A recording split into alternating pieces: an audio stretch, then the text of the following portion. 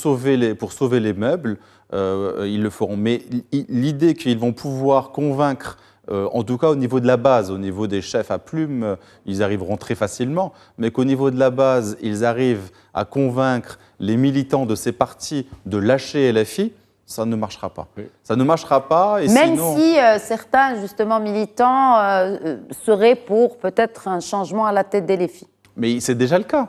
C'est pour ça que c'est aussi une EPA, et d'ailleurs les médias français ont joué.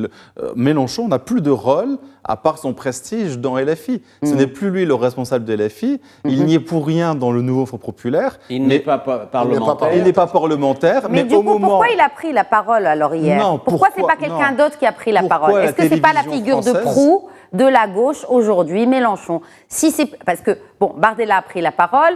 Évidemment, ce n'est pas le rôle du président de prendre la parole. Le chef du gouvernement, Gabriel Attal, a pris la parole pour annoncer, entre autres, sa démission.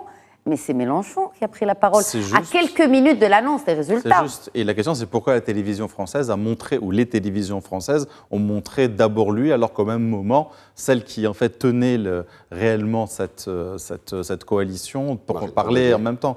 Donc ça, c'est alors pourquoi ils parlent tous les deux? Il y a peut-être une erreur de synchronisation entre les deux. Il y a un vieux chef, je t'amène là-dessus, il y a un vieux chef qui ne veut pas lâcher les choses. C'est exactement ce que je dis. Est-ce que si, justement, ce n'est plus Mélenchon qui est la tête qui représente ce mouvement, enfin cette coalition de la gauche, peut-être qu'elle tiendrait la route et qu'il y aurait cohabitation?